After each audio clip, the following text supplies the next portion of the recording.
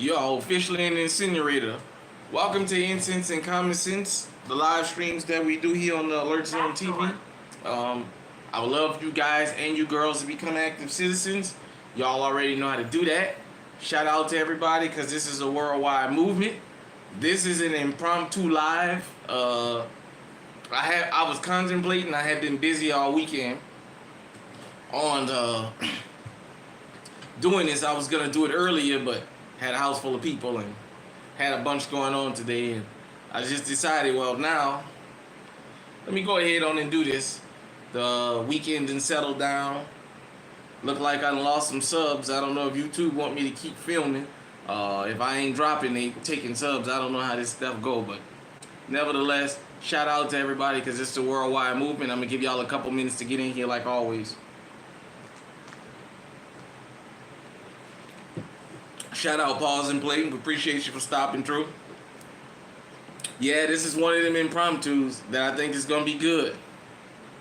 Yeah, man. I think I done lost around 6 subs already since Friday, since I did my last live stream. I don't know if that many people just think that the content is horrible, or you know YouTube play their little games, their little view game. You guys know all that.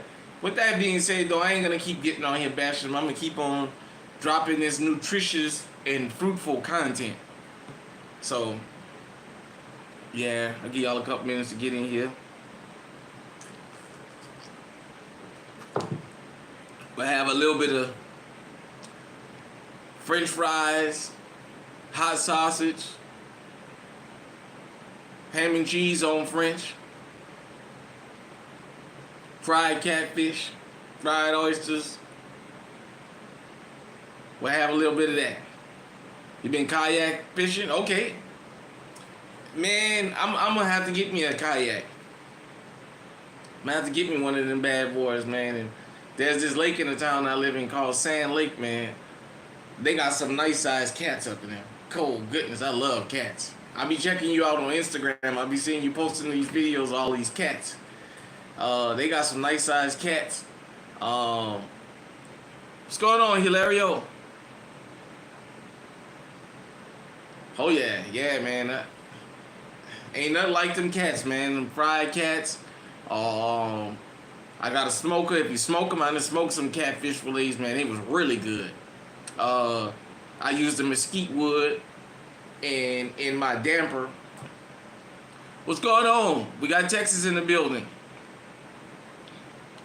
YouTube, your primary? Okay. I'm gonna have to look for your YouTube. I didn't know you had a YouTube. I'm gonna have to come on there and check you out. In my my liquid pan in my smoker, usually I'll pour orange juice, a half of orange, a half of apple juice, and usually squeeze like a fresh orange in there. I cut it up and squeeze it up in there. So instead of putting water in mine when it's steaming, you get that water up in there. Yeah, man, and you getting that juice up in there. So if you leave it in there long enough, like when you use your smoker, this is what works for me. What works for everybody else, what works for me may not work for everybody else.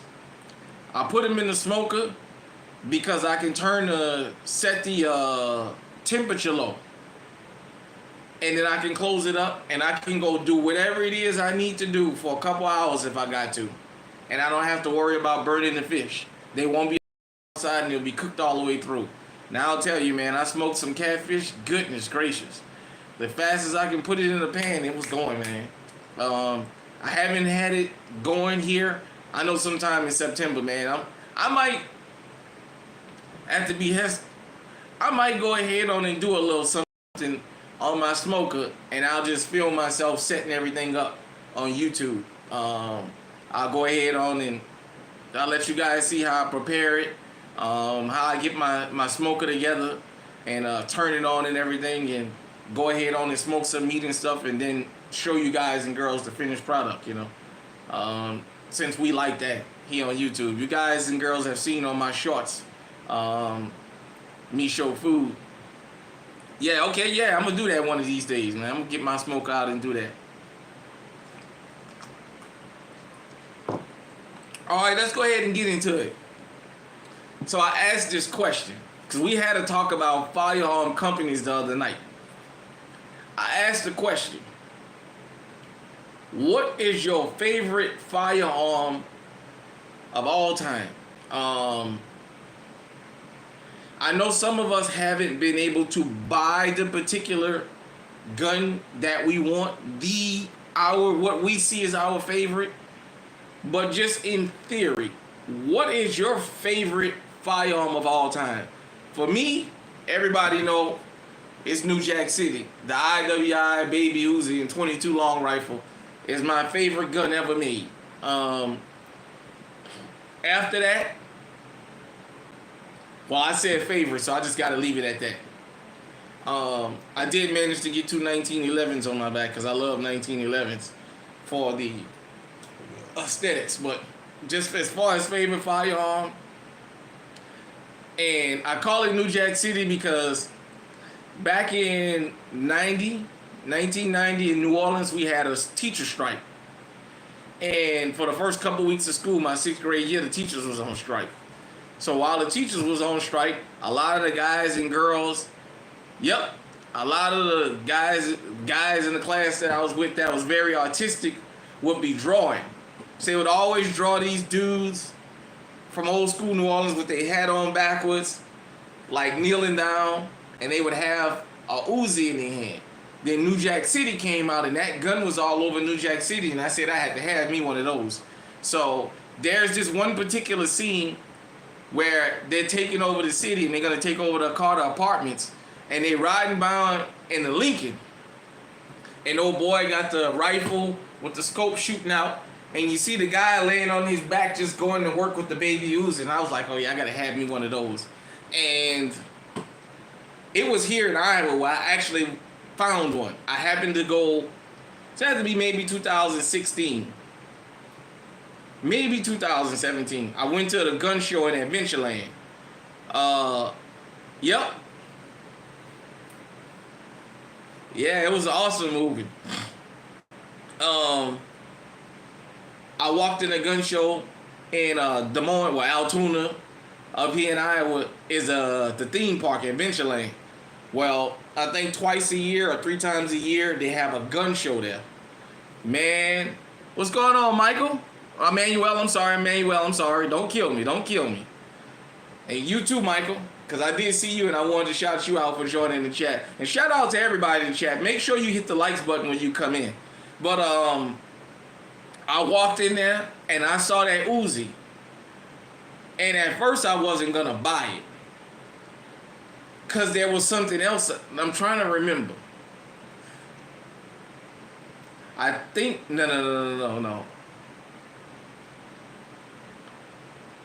Yeah. I bought the Uzi the very same day I brought that SR-45. That's what it was. I went in there and the Smith & Wesson SD 9mm. Yeah, I have that in the first generation. Now they got the 2.0 out. They say it's supposed to be a lot better than. I got the SD, the VE. So there was the SD9. Then there was the SD VE. All right, Dr. T, value enhanced. All right, Hilario said a Rogue revolver. And so, but I walked in. I went and bought that Ruger SR-45. And, okay, 12 gun is yours. Okay, 12 gauge. And I said, okay, I'm going to go buy this SR-45. When I go back to that table, if that Uzi is still there, I'm going to buy it. I went back, it was still there. I got the guy to sell it to me, brand new, never been fired, out the door for $300. For those of you who didn't buy guns before the pandemic, man, y'all missed out. But I got to buy that gun. And man, when I went to go shoot it, now I will say this. I know in New Jack City it was the IMI, fully automatic.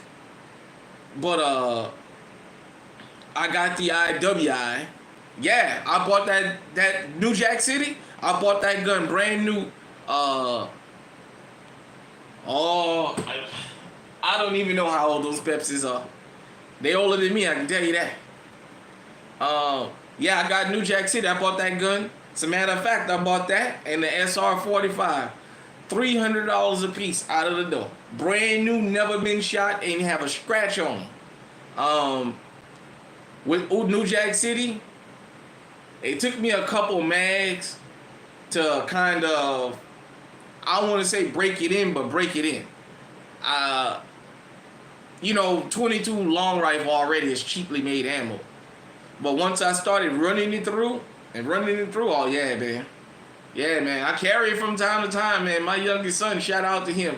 He laughed. He just think that that's so funny. When I grab that, I'll tell him, oh, we'll go somewhere and he'll look at me. Where you get a cup like this? This was actually a gift.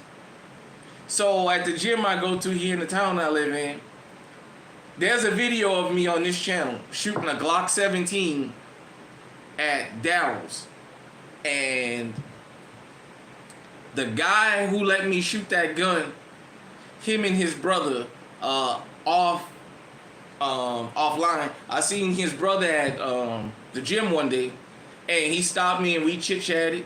And they went to Mexico, over to Guanajuato, where they said their family was from. And they thought about me. So when they came back, he said, I know you go to the gym a lot. He saw me at the gym, and he gave me this mug and a couple of keychains with the firearms on it.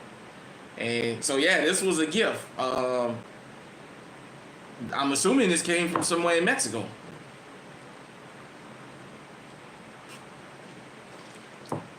I like it, though. It's old style. But, yeah, so that's how New Jack City, I bought it brand new, and I don't think you can find an IWI semi-automatic Uzi 22 for $300 brand new anywhere now. I think the price done went up. If I'm wrong, let me know in the comment section, but I don't think you can find them that cheap now. And I wind up getting 3 mags with mine. This the incinerator. You must be new to the channel. So, for the person who just asked what this is, I used to light an incense. This has I just love incense since I was a kid. Shout out to Eyes and Ears Tactical for buying me this. Anarchy of the West. So it's basically just a clear incense burner where you can see, because I used to light incense and put them in the incense burner. And since I called this incense in common sense, I just picked out the name the incinerator. So my boy Eyes and Ears Tactical shipped me this, and I have an actual incinerator. So for the live streams, because this must be your first time here, for the live streams, anytime I do a live stream, that's the first thing I do is light one of these and just let it go. Yep. Yeah, man. I'm old school, and I grew up, back in the days when everybody had to get up in the morning, when I would go visit my auntie and them, and you had to clean your little area. And for some of y'all who don't know, back in the day, but for people who didn't have vacuum cleaners, but they had carpet, you take that broom, you dip it in that little bucket of water with that pine sol in there, put it down, boom, boom. You sweep that carpet, all that trash come up. Everything come up out of the carpet. When you finish, it look like you vacuumed it. Boom, light up an incense, and the house smell good, where people ain't got to walk through their house and hold your breath because it stink. Pause and play, know what I'm talking about. That was back in the days, man. At least in New Orleans, I know that's what we would do. Take that bucket, little small bucket of a big bowl that was for cleaning, put a little water in there, put a little pine sol in there, dip that broom in there, go to sweeping. You see all the little particles that you can't see with your eyes come flying out of there. Take that dustpan or that old record,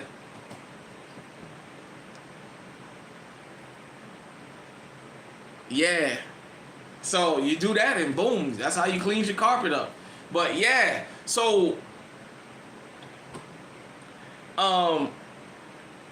as a gun enthusiast, You know how they say you like a kid in a candy factory? That's the way I feel when I walk in a gun store. Especially one that has a lot of options, you know, because there's some, well, you go there, uh, you're not going to buy nothing spectacular from it. You like Tyson's here in the town I live in. I've never went to Tyson's to buy a gun for aesthetics. It was always because I wanted that particular caliber. I caught it on sale, or it was going to be a duty. Like my Echelon. That's where I bought it from. My Echelon is a duty pistol. It's EDC. That's what I bought it for. There's other places in Iowa. I got to go to Des Moines and stuff, where I'm like, when I walk up in there, my eyes get big, and I go to looking around, I be like a damn kid in a candy factory at the Mall of America, man. And it just, you get into that habit of every gun you touch feel good. You're just so happy to be touching new guns, you know? Now, when I said your favorite, like I said, that means the gun you love the most, whether you own it or not. Now, I know we all have our favorites in our list. For those of you who plan on ever becoming collectors of firearms, eventually you're going to find yourself making a list. And you're going to be going down a list of these firearms that you want, trying to get them.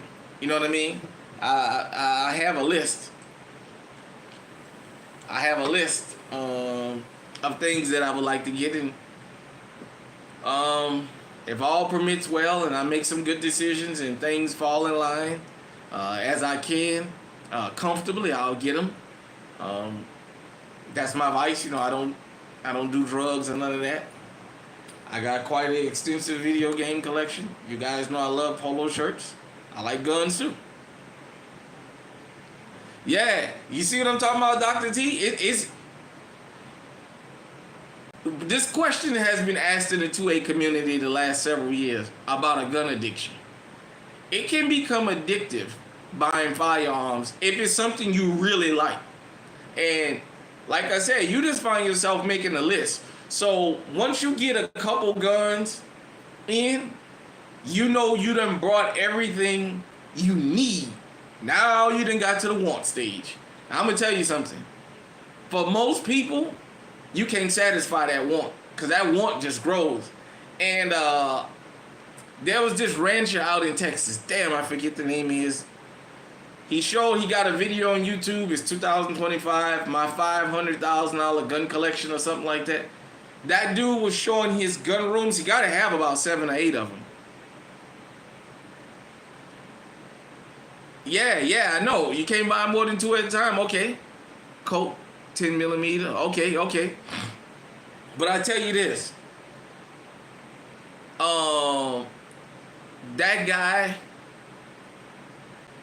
That guy was showing all his, and just in one room. The other rooms he didn't show shit. Just in this one room. And he was talking about his monthly, I think he said he had like a $50,000 a month budget or something, or $50,000 a month that he, I guess for tax purposes, he had to buy guns or whatever. It was a crazy amount.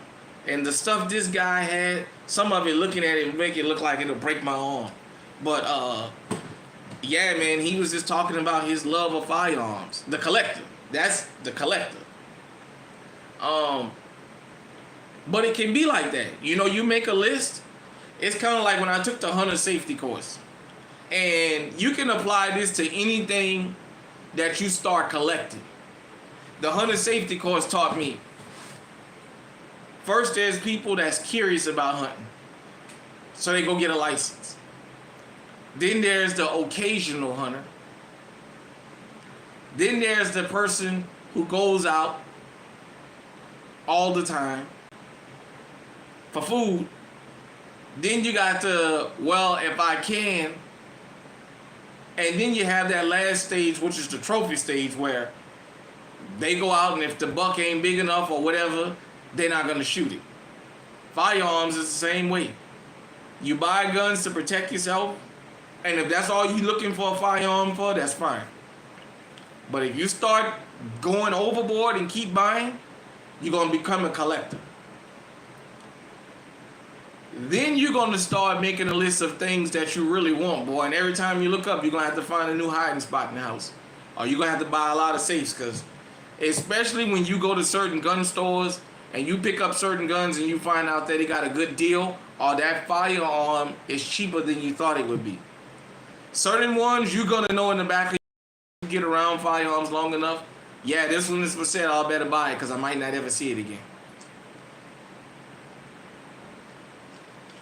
And the thing is, here in the 2A community, when you see gun collection videos, the content creators, we're not competing to show who has the best collection. We're showing what we like. And for some of us, we will make a statement that so-and-so has a nice collection. I'm trying to catch up to him. We don't mean we're competing. What we're saying is that person is already at the want stage. You know what I mean? We're trying to catch up with our wants. We're not trying to compete with them, but they're at the want stage already. You see them, and I mean, goodness. You know, well-dressed tactical. Yeah, that guy got a collection to die for. On top of other people, you know what I mean? So it can be like that. And like he said, he like a lot of limited edition pieces, you know. For me, building my collection, then got to the point where I'm at the wants. And there's just certain things that I want to get. And I understand, like if we was having this talk the other day about the price range. Certain guns I understand I'm going to spend a little bit of money on. And I'm okay with that. When I'm ready, I'll buy it. You know what I'm saying? So that's kind of how that goes. So, you know, when I'm ready to spend $2,000 plus, I'll give me a 2011. A good one. Until the time, I just won't spend that much. That's all. But it's you know, I just thought that we would have this talk. What's going on, Mr. 57? 5728 in the building. Appreciate you falling through.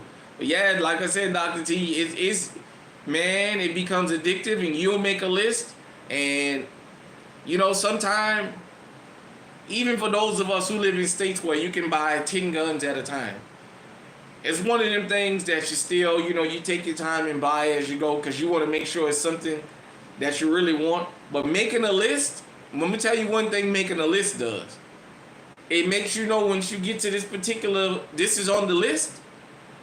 It may not be high up on the list, but you're going to know from all these different YouTube channels, if something that is on your list that you just got to have, if it's still in production or they've stopped production. So then what you do is you put an asterisk, because now you know this one is urgent. So you know, okay, I'll give you an example. Anybody looking for a Ruger in the SR series, they don't make the SR series anymore. So if you had it, okay, I have to have me an SR40. Well, then you're going to have to put it in your list that this is going to be one that trumps the one that's at the top of the list, because they don't produce this one no more. So if I find it, 9 times out of 10 it's going to be used, but I'm going to buy it because they don't make it anymore. Like that, as opposed to your wants that they're still making because maybe it's just a new firearm and you know it's going to be around for a while. So that's kind of how that go. Which is why when I bought New Jack City, I went ahead and bought it. Because up until then, up here in Iowa, I had never seen a Uzi for sale. All the gun stores I've been to in the state of Iowa, I had never seen one. I saw that one and I jumped on it right quick. I didn't waste no time. You know what I'm saying? I didn't go in there that particular day for that firearm. But I saw it and I jumped on it and I said, yeah, boy, I'm so glad that I got it, because can't find them for sale. I mean, probably online I can, but I can't walk in the store and get them. And I'm the type, I'll buy something offline if I can't get it nowhere else and I just got to have it. But I prefer to do all my transactions in person with the particular place. So I got some places, like I said, I got some stuff coming up. You guys and girls going to see me going to some places that I'm going to give some shine to.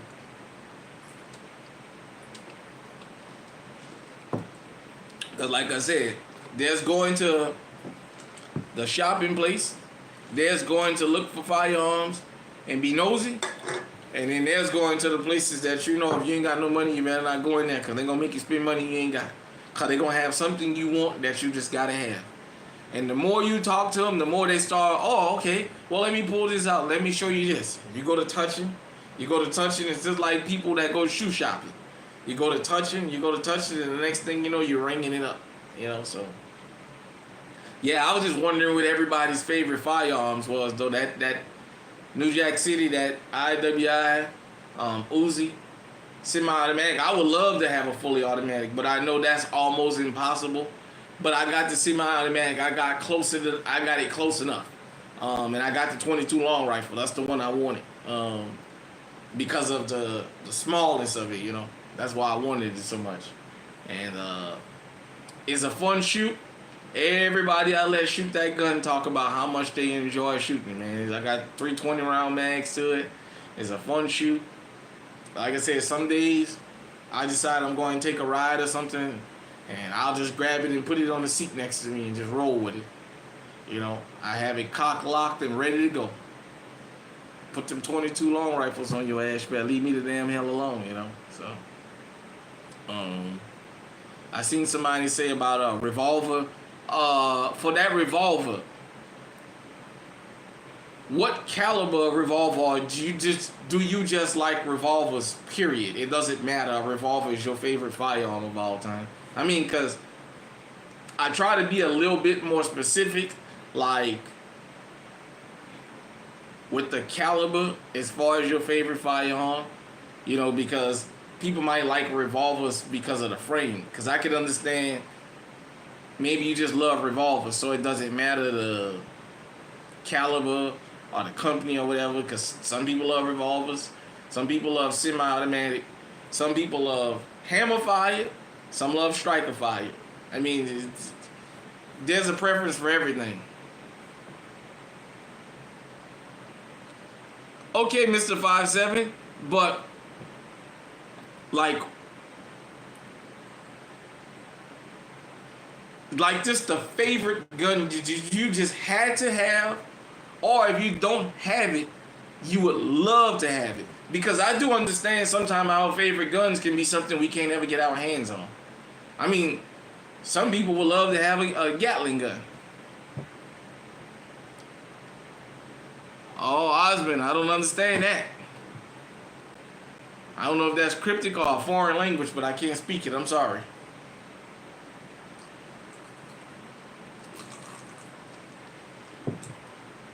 Like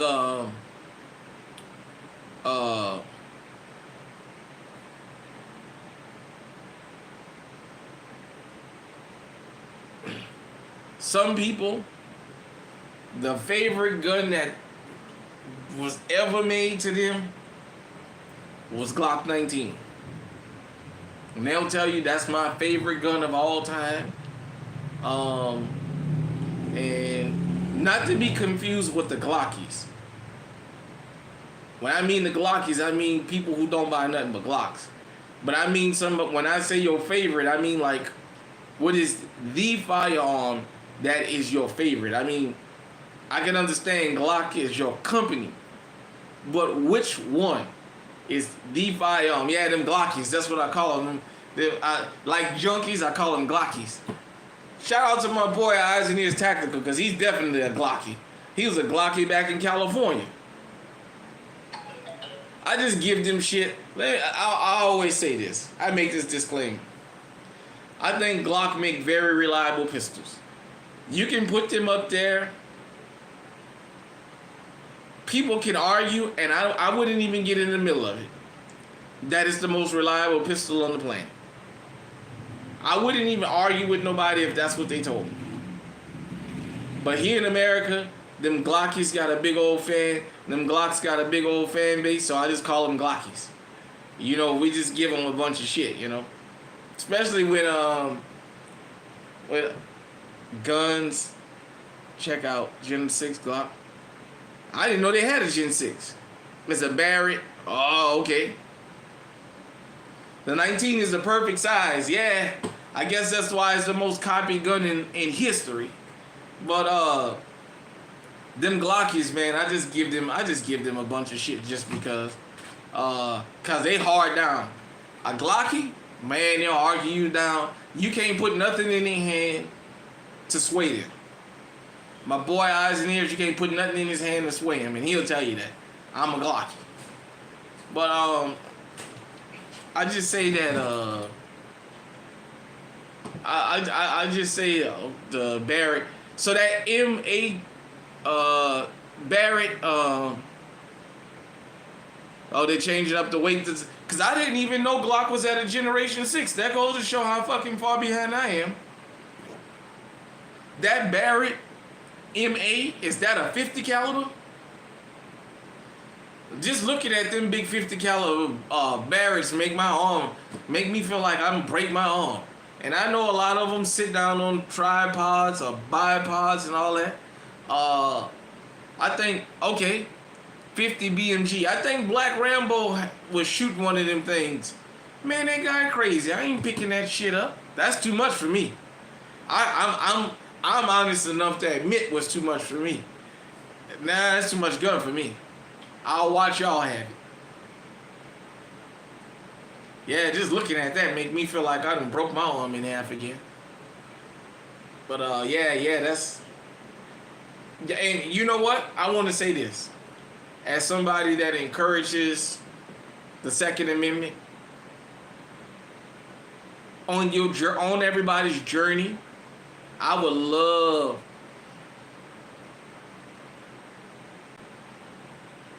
Yeah, I would love for everybody to be able to get ownership of their favorite firearm of all time. I would love that. I mean, that's something that will really satisfy you. Like, if you're a person that say, I just got to have this particular gun in this particular caliber, and you're able to get a hold of it and keep it, man, I feel happy for you. I'm really happy for people to get their particular favorite firearm, because I was able to get mine and enjoy. You know what I'm saying? So yeah, that's why I just decided I would do this live and just ask that question. You know, what was everybody's favorite firearm out there? Then I know, like we talked the other day about. So let me ask a question, because maybe y'all can help me out. So what's the difference in a PDW? Is the Tommy gun in 45 ACP full auto? Yeah, I would love to have one of those. I would love to. What is the difference between... So, let me rephrase that. Is a ARP and a Draco considered a PDW or a pistol? Now, PDWs and PCCs, is it just the cartridge size that makes them different? Is that what it is? Or what am I missing about that? Because that's something that the other day, I don't remember what the hell I was watching, and it was showing about a PDW, and I was like, okay, so what's the difference? Or is there no difference? They just have different names, you know? If I got an ARP or a Draco, something like that, 5.56 223, or the barreling. Oh, okay. So is a PDW shorter than an ARP and a Draco? Or, because I've seen that, was it Maximum Defense? I know that thing is very expensive, and I would hear people refer to it as a PDW. And it just came across my mind to ask you guys if y'all know what's the difference. Is it just the caliber? Okay. PDW is normally 10 inches or shorter. Okay. That's what I was wondering. That's all I was wondering. What was the difference? But, yeah, I got the Scorpion Evo 3. Eventually, I'm going to get my hands on that Stribog. A Stribog, however the hell you pronounce it. the A3 because I hear people swear up and down about it like it's the greatest PCC ever made. I'm gonna do a comparison to them and see what all the fuss is about. Now, right now, I'm being biased because I own a Scorpion, and I had a chance to buy a Streetbog, and I turned it down. I was like, I ain't buying that fucking shit, and I can't even tell you why I didn't buy it. It's one of them things of like we talk about when we tell people, eat with your mouth and not your eyes. Well, I should buy it with my hands and not my looks, because I just looked at it like, I ain't buying that fucking shit. I ain't gonna lie.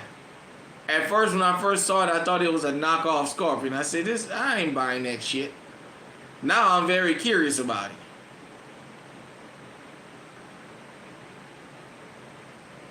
Okay. All depends on what you prefer in close quarters. Yeah, them street bogs, like I said, I've seen guys who swear by CZ say if they had to pick, they'd pick a street bog. But I'm going to find out. Like I said, as the time go by, we're going to do more and more comparison videos and stuff like that, and working on being able to do some giveaways and stuff like that, man, because I appreciate everybody out here.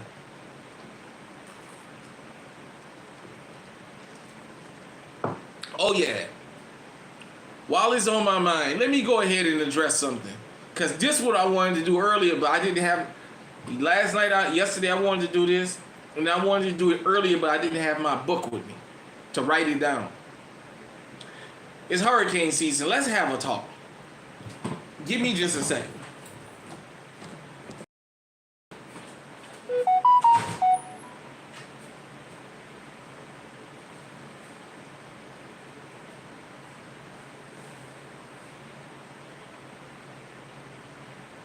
I'm coming, everybody. Y'all bear with me. Bear with me.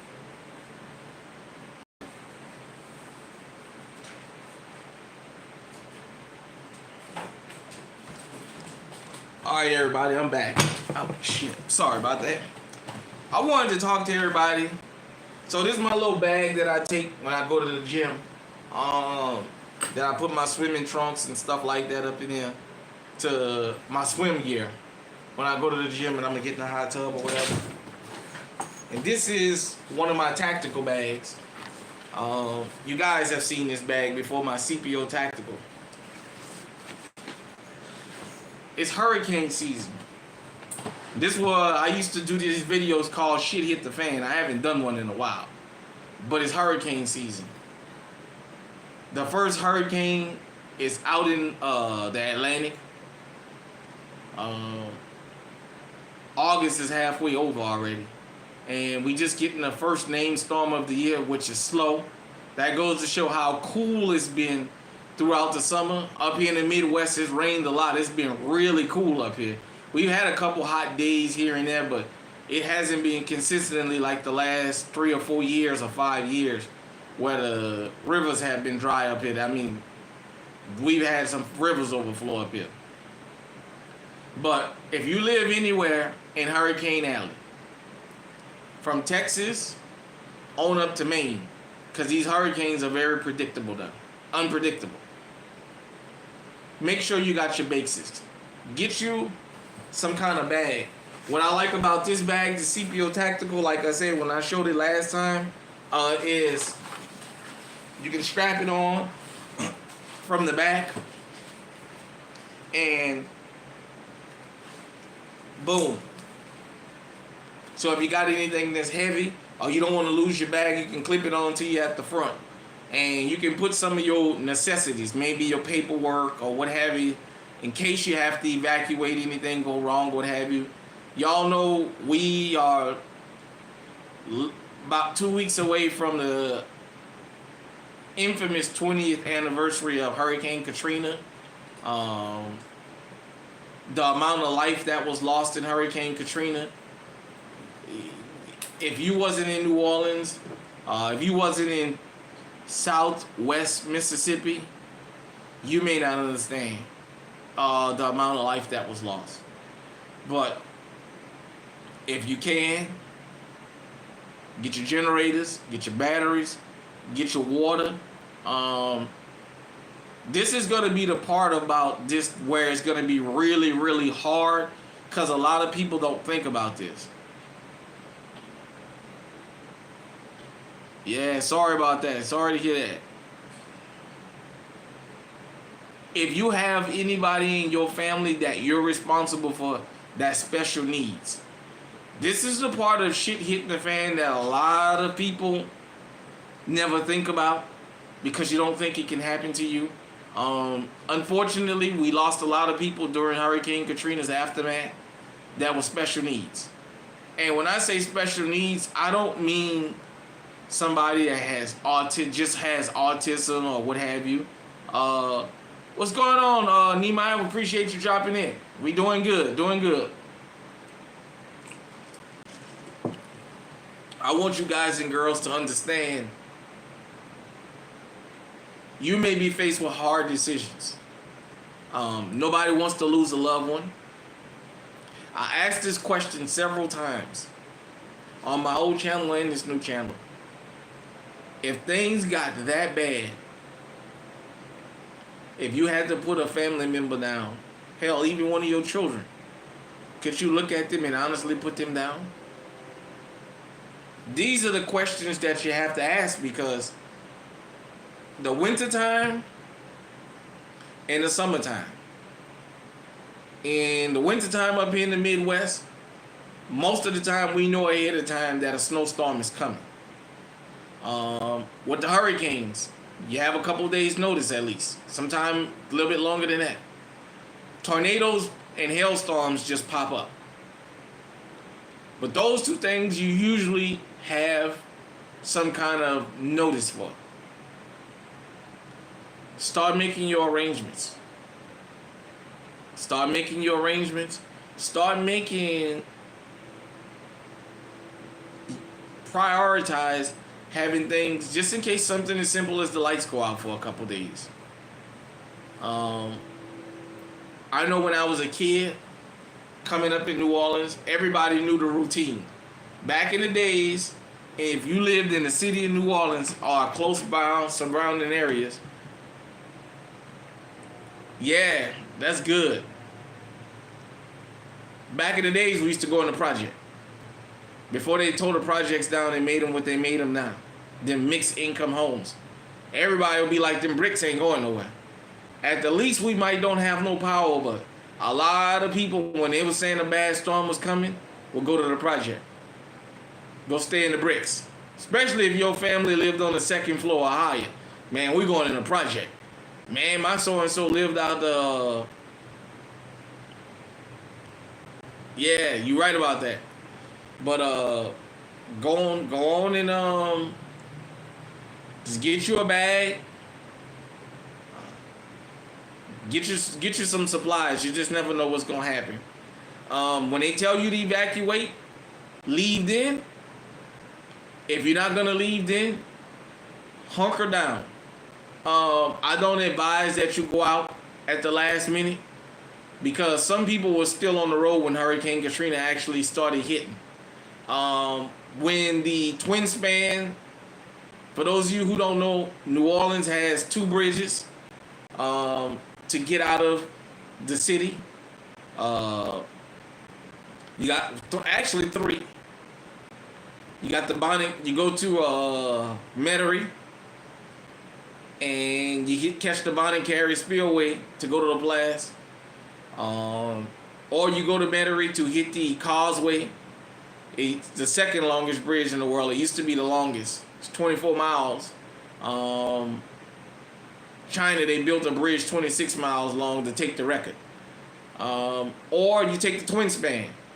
The twin span takes you to Slidell. Now, if you've never been to New Orleans before Hurricane Katrina, you don't know. The twin spans literally set right over the lake. Well, there was such a storm surge that people was on the interstate when the storm surge started hitting the interstate. And as parts of the bridge got wiped out, people's cars got wiped out, and they never found the bodies or they never found the cars. Yeah, for those of you who don't know, part of the New Orleans drainage problem is they still finding cars stuck in drains. Literal cars. It's that bad. So, just in case so you guys who never been there and don't live there know. But money. That's another thing. In today's world, everybody do everything digital. which is stupid. Well, let me rephrase that. It's not very smart, and I'm gonna tell you why. Everything is Apple Pay and Wi-Fi. What you gonna do when the lights go out? Yeah, the twin spans for those of you who don't know, they have to raise the twin spans higher than it actually was. It's higher now, it's taller. We always kept cash around because when the power go out, ain't no swiping your card. Ain't no Apple Pay. Ain't no none of that. And nobody ain't taking no IOUs. I give you guys an example. Probably 5 years or so ago, a friend of mine was leaving for a hurricane. And he was saying he was in Slidell getting gas. Yeah. Well, for New Orleanians, even those of us who lived in the hood, you always kept a little change in the house. Because when the lights went out, if the lights was going out for 2 or 3 days, going to the store to buy cold cuts and stuff was how they fed all the children. For those of you who never been through it before, you're going to eat bologna, you're going to eat salami, you're going to eat luncheon meat. You're lucky if you got ham during that time. But we kept cash around. So my friend went to get gas so he could leave to head to Texas. And he was saying there was a woman at a gas station that was having a meltdown because the Wi-Fi wasn't working at the gas station because the winds and stuff like that. And that she was trying to put gas in her car, but she didn't have no cash. And she was telling him she'll cash app him if he buy gas. And he said, I just filled the tank up because she had them children in there and told her to leave. He did it out of the goodness of his heart. But I said that to say, if a storm ever hits, now if a tornado hits your house, I understand this is different. But if a storm ever hits and you have to live and there's no electrical infrastructure in the city or the town you live in, everything is going to be done via cash. When you go to the store, they're going to tell you that. We're not taking cards. We're not taking Apple Pay because we don't got no Wi-Fi. We don't got none of that. What are you going to do? Go to the bank. Get you some dollar bills. Get your change jar, whatever. Save your change all year long. Save your little dollar bills all year long if you can. Because this is the time you may need that. You'd be surprised at how many times that we went in places and back in the days that was unheard of. Once this debit card thing became a thing, that's when people started being like, man, I can't get nothing to eat, or I can't get this, or I can't get that because they ain't take debit, and ain't no ATMs for you to go to because there ain't no power. You know what I mean? The majority of these banks and these ATMs don't have backup power for that type of stuff. So you guys and girls have to be prepared. And this is not only because it's hurricane season, but this can be anywhere. I know up here in the Midwest, when they had the rainstorms and ice storms back to back, when they say it's going to be 32, 35 degrees all day and it's going to rain, and then tonight it's going to get down to 10 degrees, all the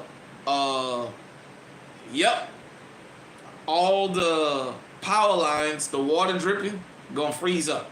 It's going to make the power lines so heavy they're going to start snapping. For people who live in these kind of cold areas like that. And you guys and girls know sometimes it's days before they get that back on. You have to be prepared. You have to be prepared because you just never know when it's going to happen, man. And there's a lot of people who took it, whose experiences were different in New Orleans until Hurricane Katrina actually hit. I ain't going to say they took it for a joke. Their experiences was different. Yeah, boy. I mean, so I'll give you guys and girls an example. We had a derecho here a couple years ago, and we had a bad tornado. So Main Street, I live a few blocks off of Main Street, so the tornado didn't really affect my house. But we didn't have no light on this side of town. All the electricity and everything was on the other side of the tracks. On this side of the tracks, everything was dark. Yeah, you definitely got to do that. For people who didn't have a generator, another thing, if you're going to buy you a generator, make sure you buy you a good lock and a good chain. Because when you put it outside to run it, unfortunately, during times of disaster, there's always thieves running around looking to steal generators so they can resell them. So you're gonna have to make sure you find something good that you can lock into if you need to use it. But nevertheless, uh, having a grill and having plenty of charcoal. Shit, we had water here, but we have electric hot water heater, so we couldn't take a hot shower, hot bath. So what we had to do was, and then we have electric stove. So what we had to do was turn the grill on to cook on, but also to boil the big pots of water so that we can come and everybody take a turn taking them a bath or what have you. So it's just stuff like that. It may be inconvenience, but you know what? At the end of the day, you need it. Because ain't nothing worse than it being 120 degrees outside and you can't shower all day, but you can't close the house doors because you guys will suffocate up in there, and then you sweat naturally.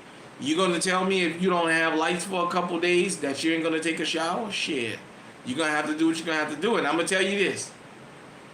When you don't have hot water in your house and you have to take a cold shower, you actually get to see how cold that water is. Yep. Yeah. So we had that too. We have our propane tanks, our gas tanks. I try and keep them full. Our propane tanks. After we use one, we go and fill it up. We got the burner. I know sometimes some of y'all may live somewhere where it's kind of hard to have this stuff because maybe you got an apartment or maybe you just live somewhere where you don't have the space. I'm going to give you a good piece of advice and you just take it how you want. Make sure you make a little bit of space for survival equipment. You don't have that much of stuff in your house that you can't make space for a little bit of survival equipment because you never know when you're going to need it. There's a lot of people that had things.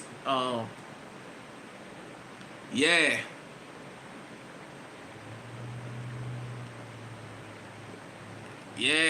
Yeah, you're going to need all that good stuff, man. MREs, that cold water, making sure when before a disaster hit, you keep gas in your car.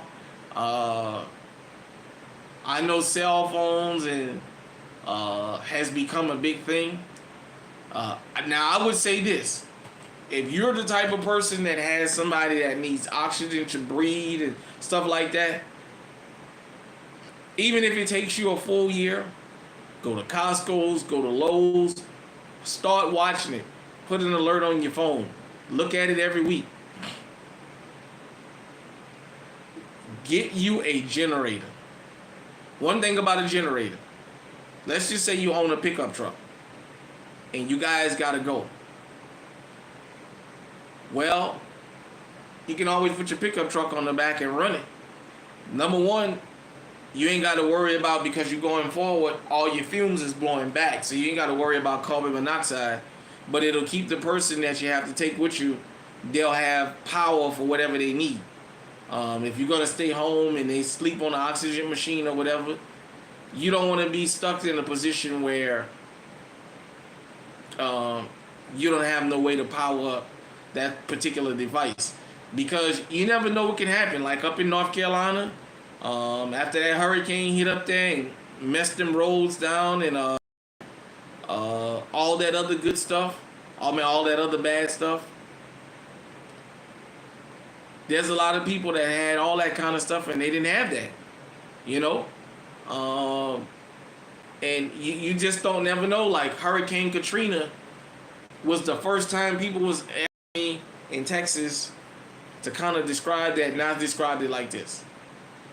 If your house catches on fire in the town that you and your family live in, and you go on the other side of town and live with one of your relatives, it may be inconvenience, but you got a relative house you can go to. But what do you do when all your family and friends' houses catch on fire at the same time? Where are you going to go? That was the result of Hurricane Katrina. Basically, everybody just about in the same neighborhood lost everything. So where are you going to go? You can't go to nobody's house. Houses is already flooded and damaged. So that's why I say, with this shit hitting the fan thing. A lot of us talk about shit hitting the fan here in America, but some of us really don't have no idea, man. I say this, in the wintertime, make sure you got you some waterproof boots that you slide your feet in, that's insulated. Because if the power ever go out, you know, we always talk about these grab and go, these shit hit the fan scenarios. More than likely, you got to go out in the elements. More than likely, you got to go out in the woods, in the mountains. In the south, you got to go out in the swamp. And you know we got all kinds of fucking creatures out there in the swamp in the south. In the south. Medication, toiletries. You know what? Ladies, let me go ahead on and be a little bit vulgar. Your feminine products. You gotta have that stuff. I talk to women. Maybe I'll go into full detail when I talk about this with my little Katrina thing.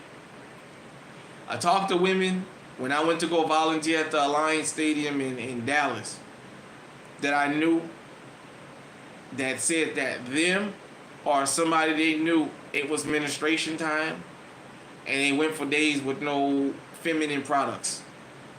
And they was literally just bleeding everywhere. And being a receiving center, because they wanted me to be inside and I was like, no, I want to go outside and be where the bus is coming in because I want to greet my people. These my people. Whether I know them or not, we all in the same boat. Because I wasn't there when Katrina hit, but I already knew. I had already got the word that our house was underwater. And I had seen a Google image that water was basically to the top of the roof of my house. So, the smell.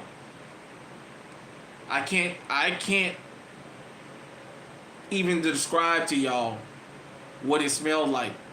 For people who's been out in the summer, the New Orleans humidity summer, in August. For those of you who don't know, August and September is the hottest 2 months in New Orleans. If you can survive them 2 months, you're all right. You be complaining in June and July, boy, wait till August and September come. You just look outside out the window and you start fucking sweating. It be so damn hot out there. Imagine, you been out. Oh, I'm sorry, that's my...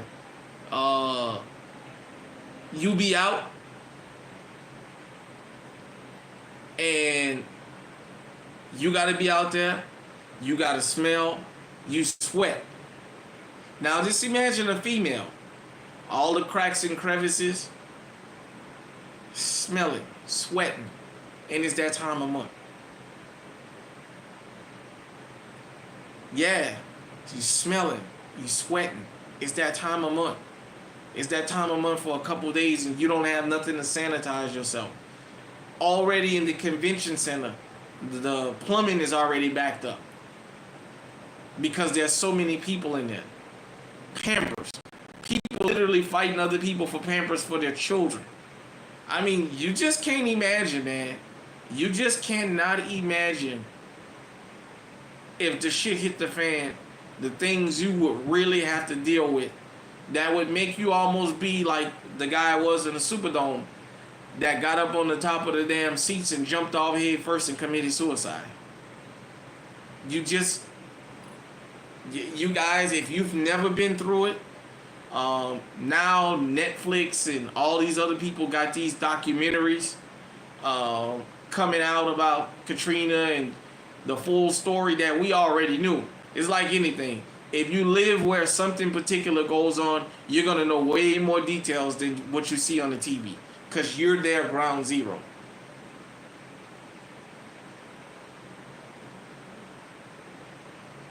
Your mind go into a different thought when you think it's the end of the world.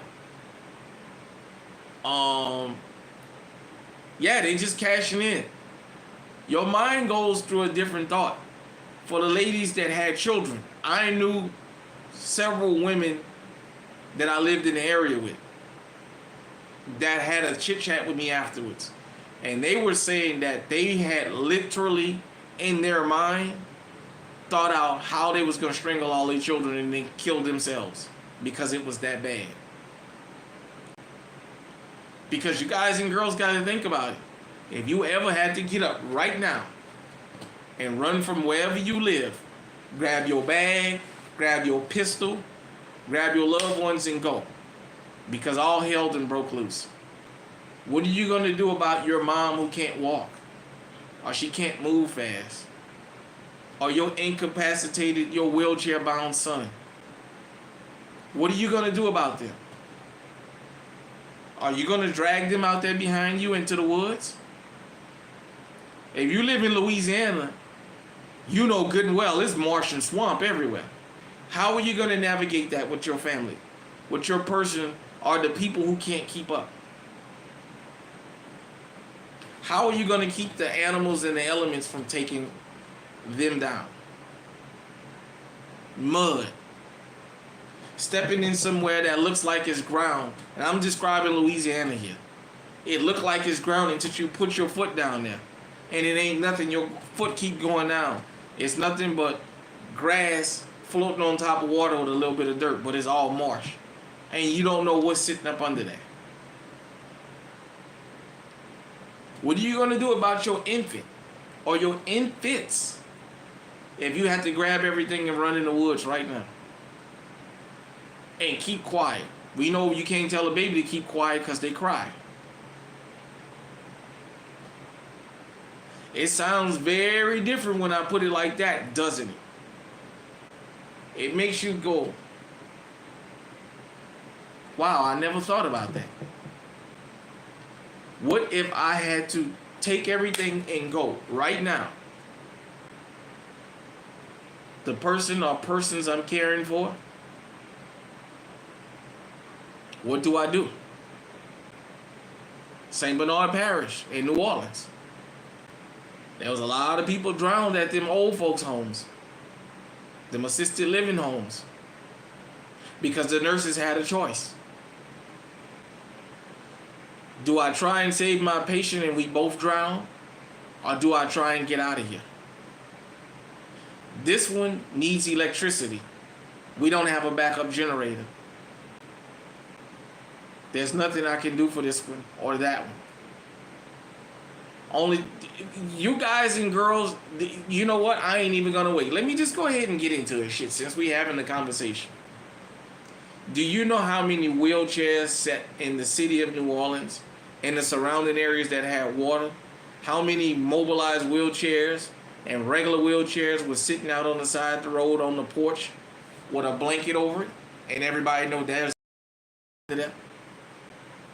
At the convention center, Fox News, all the images they were showing, how it looked like every other 10 or 15 minutes they were showing them,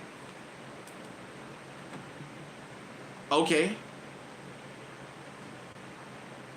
putting up over somebody. You as a caretaker, I mean for those of you who into caretaking that really love that medical field, do you know how many doctors and nurses committed suicide after all this was over with? Because the amount of death that they saw, or they found out somebody that they used to take care of passed on. I mean for the doctors and nurses and staff that really love that job. I don't mean the ones who just show up to make a paycheck. Because some people do things to make a paycheck and we all got to live. And some people doing what they love.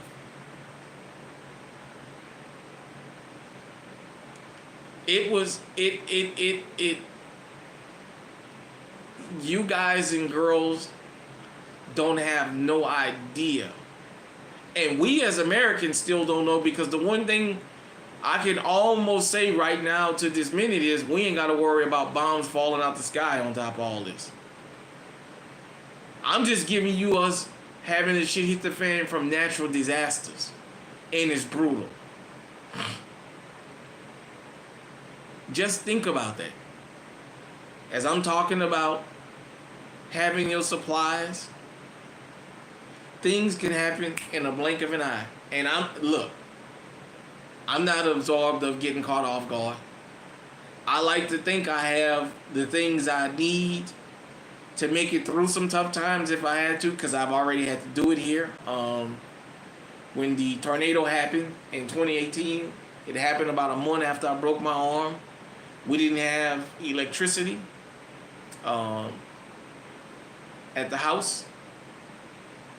We still had to go to work. Um, the place I worked at had backup generators and stuff. Um, my wife worked in a town that didn't have no tornado.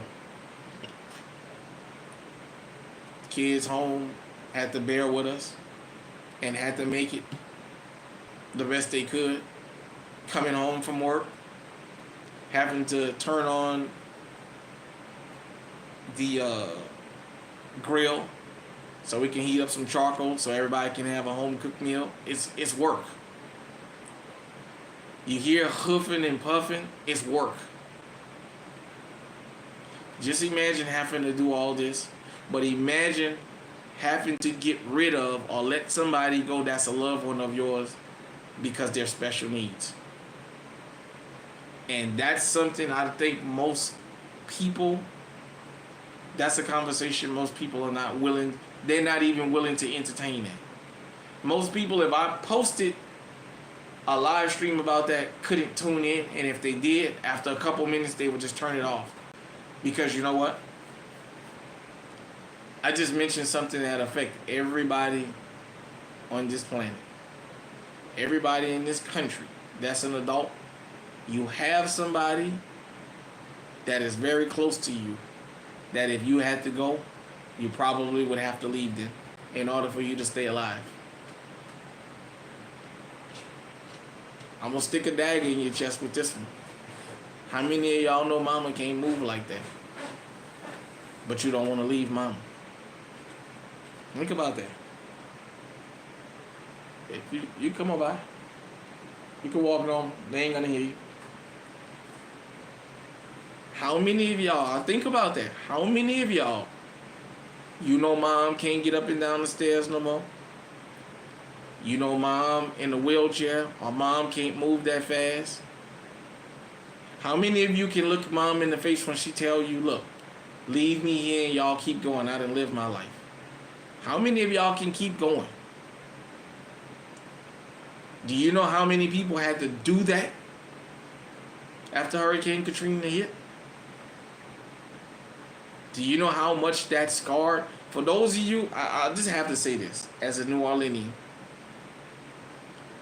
For those of you who thought that was funny,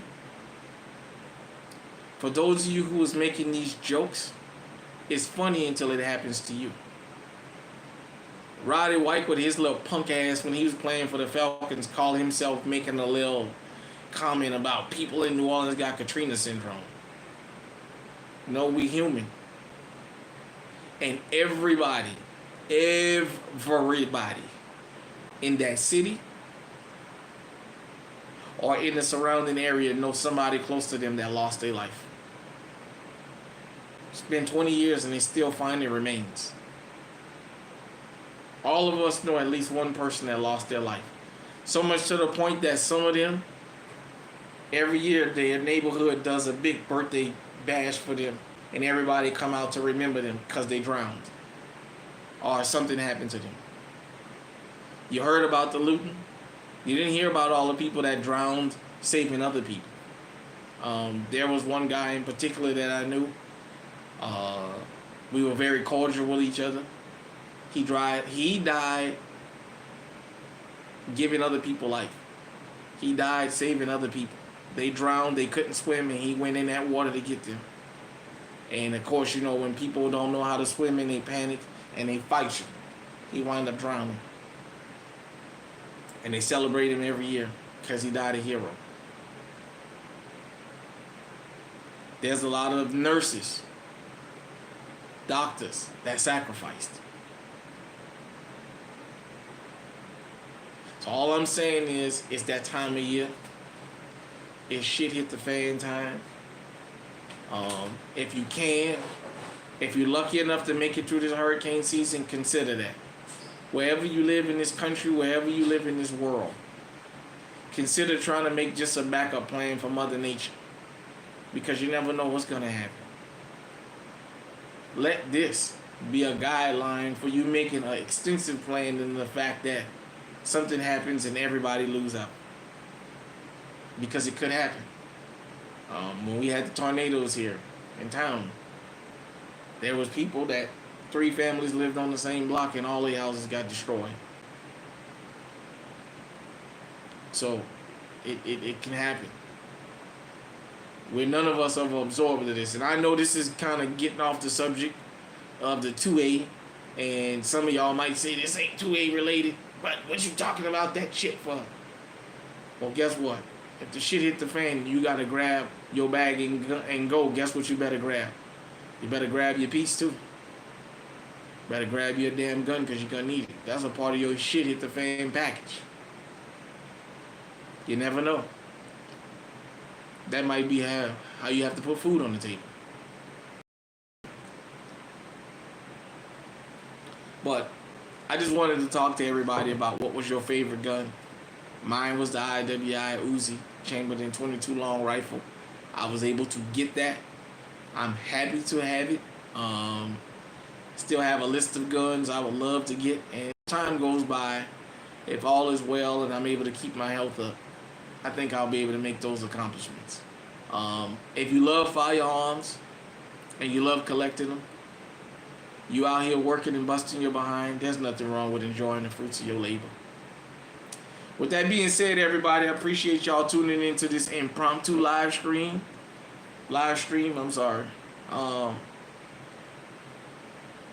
Make sure you're prepared out there. Make sure. Yeah, definitely. Check that list off. With that being said, everybody, I'm going to let y'all get out here and enjoy the rest of y'all night. I appreciate y'all tuning in to this impromptu live. Hit me in the comment section and let me know what you think. And until next time, stay safe, stay on high alert, and we out.